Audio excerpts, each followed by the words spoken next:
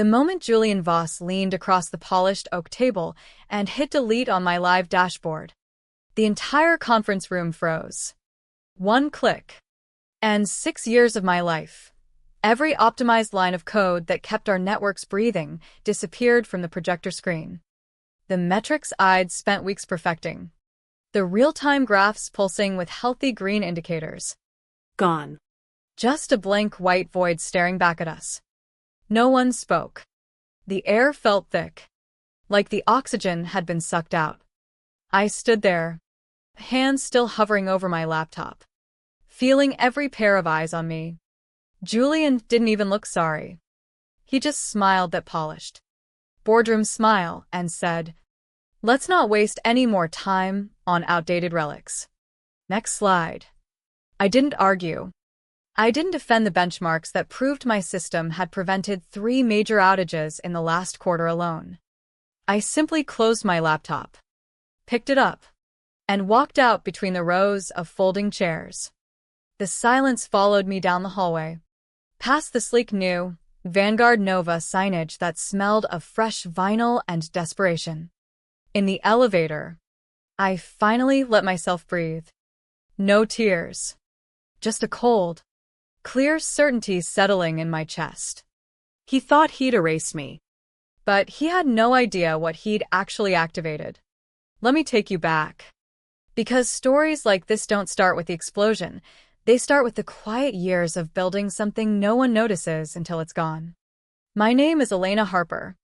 And for 7 years, I was the unseen architect at Vanguard Systems, a mid-sized infrastructure tech firm in Austin, Texas, that handled secure data routing for everything from regional banks to healthcare networks and government contractors. I wasn't the one giving keynotes or chasing venture capital. I was the one who arrived at 6 a.m. on Saturdays when a partner node started spiking latency at 3 a.m., coffee in hand, debugging until the system hummed again at 99.97% uptime. Vanguard started as a scrappy startup in a converted warehouse downtown. I joined right after my master's in computer engineering, fresh from late nights in university labs where I learned that elegant code isn't flashy, it's invisible when it works perfectly. Over the years, I designed the core orchestration engine that managed load balancing across 180 partner networks, the multi-layered encryption schema that passed every federal compliance audit without a single flag, and the dynamic tenant manager that isolated client data so cleanly it could scale during peak traffic without breaking a sweat. I did it on salary, often working nights and weekends on my personal laptop because the company servers were locked down tight. I never asked for a raise. I believed in building something lasting. Then Julian Voss arrived like a storm in a tailored suit.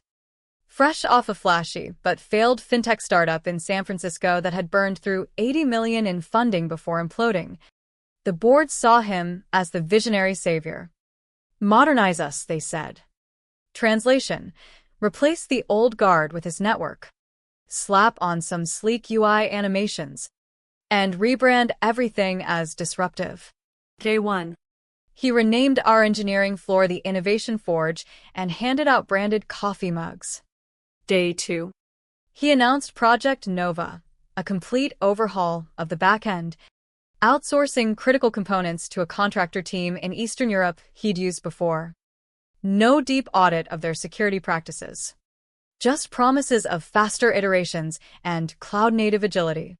I raised my hand in the first all hands. What are the benchmarks for uptime and compliance in this rewrite? Julian blinked, then chuckled. Elena, if we were already scaling perfectly, we wouldn't need this, would we? The room laughed politely. I felt the sting but bit my tongue. I'd flagged risks in 3 separate emails. Unvetted third-party code could expose us to data leaks, especially with our healthcare clients bound by HIPAA and government contracts requiring ironclad audit trails. He replied once, "Focus on collaboration, not roadblocks." Behind the scenes, I started documenting everything. Every Slack thread where his team bypassed code reviews. Every merge that introduced latency spikes because they prioritized flashy login animations over stability. I kept meticulous records of scope changes, Jira tickets signed off by him, and performance logs showing our original system holding steady while the new experiments faltered. I wasn't paranoid. I'd seen talented engineers get sidelined in past mergers, their contributions quietly absorbed and their names forgotten. Years ago, after watching a colleague lose everything in a buyout, I'd quietly advocated for an update to our internal IP policy during a quieter leadership era. It passed with little fanfare. Modules authored under independent R&D terms retained ownership rights unless formally reassigned through a cosigned transfer process embedded in our provisioning framework. My name was on the encryption core, the tenant orchestrator, the load balancer kernel, signed under my personal consulting entity, with biometric and licensing validators baked in. Julian never read the fine print. He assumed everything on company time belonged to Vanguard. He was wrong.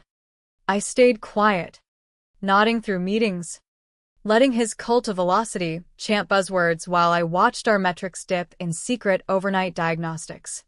He shadowed my calls, brought his designers to critique my workflows, whispered to product leads that I was stuck in legacy thinking. Once, near the espresso machine, I overheard him. "She's brilliant with the plumbing, but strategy? That's not her lane." The irony burned. I designed the strategic multi-tenant framework that won us our biggest contracts. But ego doesn't listen to facts. Tension built slowly. The contractor team treated version control like an afterthought, pushing untested changes to production environments because speed wins markets. I flagged a caching plugin that bypassed our security layer in sprint planning. "This opens us to token exposure and compliance violations," I explained, walking through the risk matrix. Julian leaned back, grinning like I'd told a mildly amusing joke. "If you understood true scaling, Elena, we'd already be there." That phrase became his mantra. Each time, it chipped away at my patience. But I documented it all. The board loved his slides packed with agility metrics and future-proofing buzz. They didn't see the cracks forming. My personal life frayed around the edges. Late nights debugging became routine. My sister in Dallas worried about the burnout in my voice during our weekly calls. "You're carrying the whole company on your back. When do you get to live?" I laughed it off. But she was right. I had poured my 20s into the system, sacrificing relationships and weekends, believing competence would speak louder than charisma. Julian's arrival proved otherwise. He wanted flash. I wanted function. And the gap between us was widening into something dangerous. By the quarter-end showcase, the pressure peaked. I'd rebuilt our performance tracker from scratch in my spare hours, real-time anomaly detection, predictive scaling across all nodes, a dashboard so intuitive it could guide even junior ops through escalations. It wasn't just code, it was armor for the entire operation. I tested it relentlessly, stress loading with simulated peaks that would cripple lesser systems. The demo was scheduled forth. Julian introduced me with a wink. "Now Elena will show us her traditional approach." The room chuckled. I stepped up, heart steady, projector flickering to life with clean graphs and live data from real partner traffic. Silence fell as numbers proved the system's superiority. No outages, sub-second latencies, full compliance. Then Julian stood, walked over, and, without glancing at the screen, reached past me and clicked delete. The dashboard vanished. A year of this. And that's what we get? Move on. The room gasped quietly. My stomach dropped. But I didn't flinch. I gathered my things and left, the weight of unspoken betrayal heavy in my chest. In the parking lot, I sat in my car, engine off, replaying the moment. He hadn't just deleted code. He tried to delete my place in the company. but the system remembered. And the clause I'd written years earlier was about to remind everyone who truly held the keys. 2 days later, the first outage alert hit at 6:17 a.m. My personal phone stayed silent. I'd turned off notifications after the meeting, but I could imagine the chaos unfolding in the ops channel. Partner nodes failing handshakes. API calls looping endlessly. No fallback mechanisms triggering. The maintenance window reboot had been meant to roll out Julian's shiny new stack. But instead the environment refused to launch. Containers wouldn't validate. Authorization chains broke at every turn. It was like trying to start an engine after swapping in incompatible parts without checking the wiring. I wasn't there to see it. I'd taken the week off. Unplugged. Walking my rescue dog along the Colorado River trails while the sun rose over Austin. The clarity from that delete moment had crystallized into resolve. I wasn't angry in the explosive way people expect. It was quieter, deeper, a recognition that foresight isn't dramatic, it's patient. The clause I'd embedded wasn't revenge. It was insurance against exactly this kind of hubris. The provisioning framework required my biometric-linked dev token and co-signed reassignment for any derivative use of my core modules. Julian's team had scrubbed references, swapped stacks, but they hadn't touched the license validator nested deep in the build process. When they deleted the live tracker, they triggered the lock on the entire dependent architecture. Inside Vanguard, panic spread quietly at first. Engineers tried workarounds, new instances, legacy token imports, partial rebuilds. Everything bounced. The containers demanded the original signed keys. Derivative code referencing my orchestration logic became radioactive under the IP rules. By 9 a.m., the interim CTO was on emergency calls with legal. Missed calls from familiar numbers piled up on my silenced phone. I let the realization sink in slowly. The system they dismissed as legacy was the only thing keeping the lights on. Flashback to how the clause came to be. 3 CTOs earlier. During a turbulent merger period, I'd watched a brilliant lead developer lose his entire portfolio when leadership absorbed his work without credit or payout. He packed his desk on a Thursday and vanished. That night, fueled by frustration and too much caffeine, I drafted revisions to our IP policy with internal counsel. It was dry. Precise language buried in page 11 of the provisioning guidelines. Independently authored platform modules retain ownership and access controls unless formally transferred via documented cosign notice in the internal portal. The board approved it quietly, most skimmed it as boilerplate. I embedded enforcement directly into the runtime validators and biometric checks tied to my developer identity. Not out of distrust initially, but protection. I'd seen how quickly politics erases contributions. Julian never asked about it. He assumed company laptops and time meant company ownership. His Eastern European contractors pushed code without understanding the layered protections. When the delete command executed on the demo instance, it didn't just remove a dashboard, it severed the chain of custody for the live licensed components powering tenant isolation, encryption handoffs, and load distribution. The reboot exposed the mismatch. Ports flagged invalid credentials. Biometric validation failed because my developer station and its fingerprint hash was no longer in the building. Colleagues I once mentored reached out subtly at first. A junior engineer texted, "Everything's down. Can't even spin up test ends. You okay?" I replied neutrally. The happy hour invites dried up. LinkedIn updates from the team went silent. No more posts about exciting Nova progress. Julian himself posted nothing, which told me he knew the depth of the problem. The quiet was worse than shouting. Systems remember. Code doesn't bend to titles or slide decks. By mid-morning, client alerts started. A regional bank in Houston sent an urgent SLA breach notice, sync failures stacking. Transaction delays mounting. Another healthcare network in Dallas froze payments, citing performance degradation risking patient data integrity. These weren't abstract. Our contracts had real teeth. Penalties per hour of downtime. Potential termination clauses. Finance scrambled to stall. Legal redlined responses. But logs don't lie. The outage traced directly to the stack Julian had insisted on overriding. I spent those days reflecting in my quiet suburban home office, the one I'd set up with dual monitors and a standing desk for the long hauls. Photos of family trips sat on the shelf, reminders of sacrifices. My sister had been right about burnout. But competence has a cost. I'd chosen the work because I loved making invisible systems reliable. The satisfaction of a dashboard showing zero anomalies after a storm of traffic.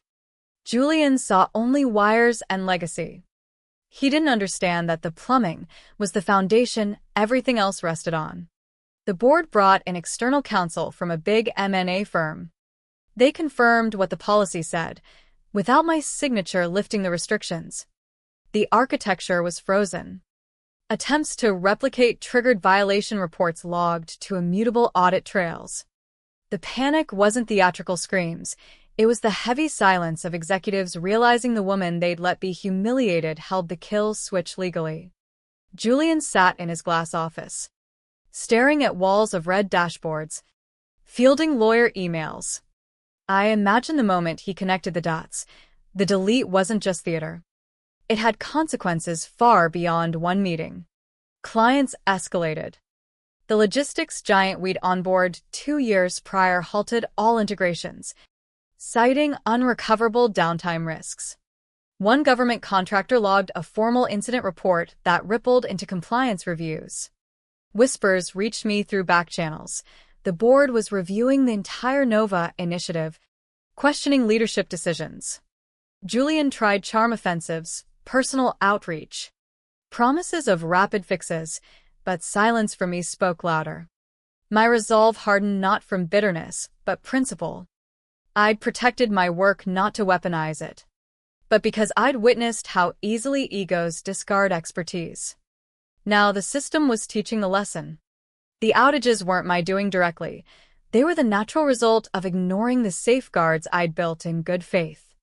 As the week dragged, more voicemails accumulated. I deleted them without listening. The truth was crawling through their networks. Undeniable. The board meeting on that Friday felt inevitable, like the final act in a tragedy everyone had seen coming but hoped to avoid. From what I later pieced together through trusted contacts, the Glass House conference room, walls of windows offering no place to hide, hosted the reckoning. The CTO, a meticulous man named Daniel who always triple-checked commits, laid out printed logs instead of slides. No buzzwords. Just evidence. The platform wouldn't boot. Nova code couldn't integrate without violating the IP clause. Containers locked behind biometric and licensing protocols tied exclusively to me. Legal counsel. A sharp woman named Sarah, who'd once praised the policy wording. Read the clause verbatim. Platform modules authored independently retain ownership and runtime controls unless reassigned via cosign notice. Derivative works referencing these modules without authorization constitute breach. The room absorbed it. Not stunned gasps, but the heavier silence of people who had suspected but prayed for a loophole. A board member from the venture group that funded Vanguard since Series B leaned forward. Did leadership destroy the only functional version and alienate the rights holder? Julian tried to respond. He opened his mouth, closed it. What defense remained? Admit he'd publicly called stable compliant code garbage, deleted it in front of staff to assert dominance, ignored repeated warnings, and never reviewed the policy he'd inherited? He said nothing substantive. The chairman exhaled wearily. Temples rubbed. Effective immediately. Mr. Voss, you're relieved of your duties. Transition support will be handled externally. No drama. No escort, just a sterile exit from the room designed to expose every angle of failure. Julian left the building with a blank face. No box of belongings. No farewell. He simply ceased to exist in that ecosystem. Rumors said he retreated to consulting gigs abroad. Smaller scopes. Quieter roles. The man who craved spotlight faded into obscurity. Meanwhile, I received the call from Quantum Dynamics, the firm where Julian had started his career before his failed venture, at 7:38 a.m. One crisp morning. The email subject was exploratory opportunity. Polite. Urgent. They'd reviewed industry benchmarks. Noted my recent infrastructure board submission, a side project I'd quietly advanced months earlier. Anticipating shifts. And saw me as ideal for a senior architecture director role. Salary north of $500,000. Full autonomy. Immediate start. No theatrics. Just precision. I responded yes. The contract arrived next morning. I signed before my second cup of coffee. Quantum valued results over showmanship, the anti-Julian culture.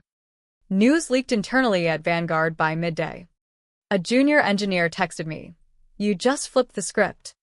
At Vanguard's next sync, Julian, still briefly there, reportedly paled when Quantum was whispered. His former safety net had hired the woman he'd erased. In a role echoing his old ambitions, but with real authority. My first push at Quantum was seamless. A routine update at 3:04 a.m.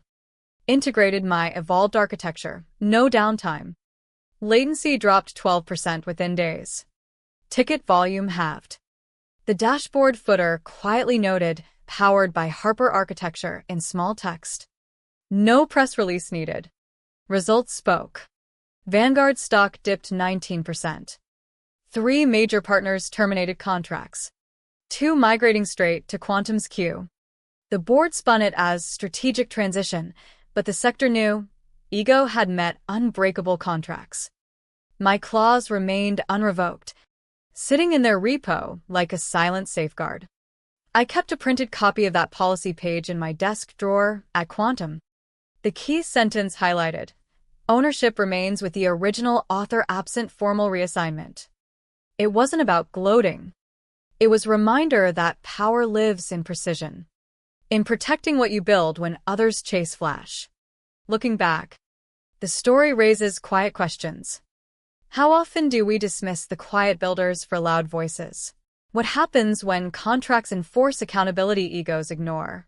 Julian chased disruption but forgot infrastructure remembers. I didn't seek revenge. I built forward. The system taught its own lesson. Competence outlasts charisma when safeguards endure. And sometimes, the most powerful response is simply letting consequences unfold in silence. The client impacts deepened over the following weeks. A South Texas industrial logistics partner, one I'd personally onboard, suspended payments with a terse workspace note, contract paused pending resolution of systemic failures. No negotiation window, they were simply done waiting. Another partner, a healthcare provider network handling sensitive records, escalated to regulators citing potential exposure risks from the prolonged instability. Fines loomed. Legal teams at Vanguard worked overtime drafting responses. But timestamps and logs painted an irrefutable picture. The outage originated from the overwritten stack lacking proper authorization chains. Internally, the scramble intensified. Teams attempted container migrations, key reissuances, even partial open-source replacements. All failed at the licensing gate. The biometric layer, tied to my original developer profile, rejected every bypass. Auditors confirmed the IP clause's ironclad nature. Any attempt to replicate triggered immutable violation entries, exposing the company to litigation from clients whose contracts explicitly referenced the protected modules. I spent those days in quiet reflection. Coffee mug from an old Vanguard summit still on my counter as an ironic keepsake. Walks with my dog became therapy. The river trails offering space to process the shift from indispensable insider to outsider overnight. The humiliation in that boardroom replayed, not with rage, but with a strange gratitude for the clarity it brought. I'd sacrificed personal milestones for the work, fewer vacations, strained friendships, evenings alone debugging rather than connecting. Yet that dedication had forged the safeguards now proving their worth. Colleagues' subtle outreach tapered off. The Nova cult disbanded in the vacuum. No more enthusiastic updates. The silence amplified the void where Julian's confidence had once dominated. He attempted outreach, multiple numbers, Signal messages. a LinkedIn note, but I never responded. Blocking felt unnecessary. Indifference carried more weight. The board's emergency session crystallized the end. Printed evidence. Clause recitation. The venture partner's piercing question. All led to Julian Swift. Unceremonious removal. No public spectacle. Just the quiet erasure of the man who'd sought to erase others. His departure marked the close of an era defined by flash over foundation. As Vanguard bled partners and credibility, my integration at Quantum accelerated. The evolved architecture I'd prototyped independently, refined benchmarks. 99.98% stability under extreme loads, deployed flawlessly. Early wins validated the move. Optimized spend. Halved incidents. Quantum's culture rewarded the precision I'd always championed, free from ego-driven rewrites.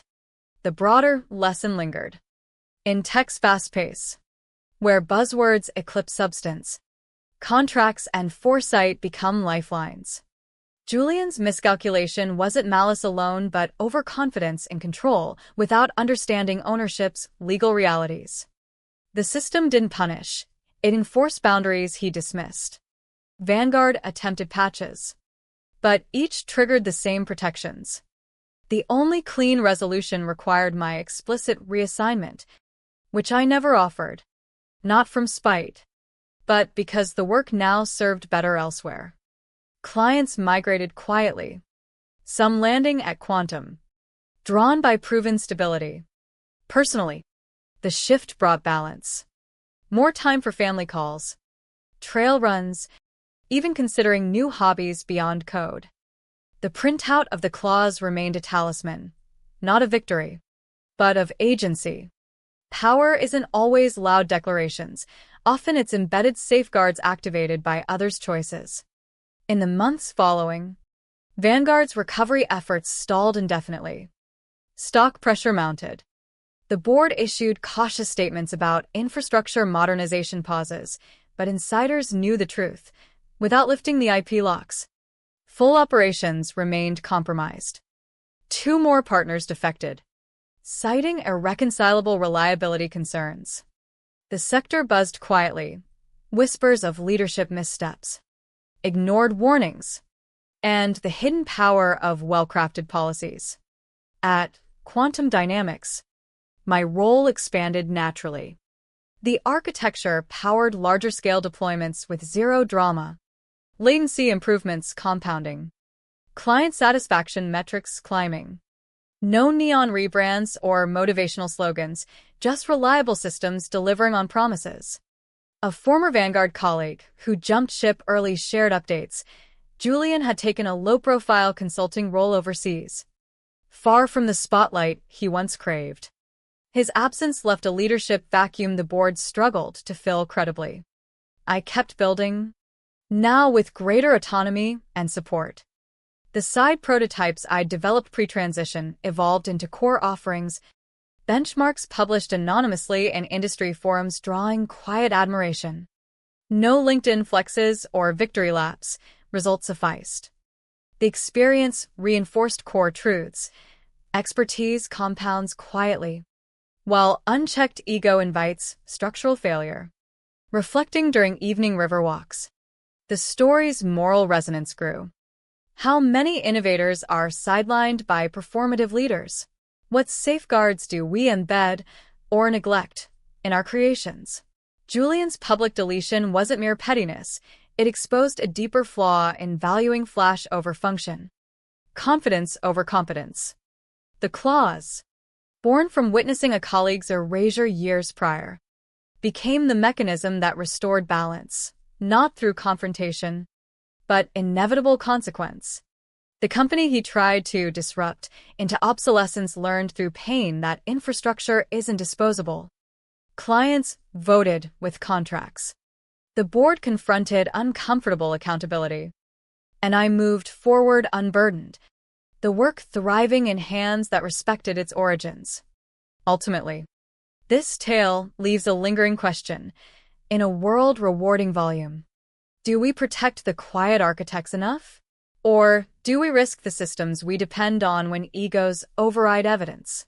The code remembered, the contracts enforced, and sometimes, the most profound justice is the silent unfolding of foresight's design.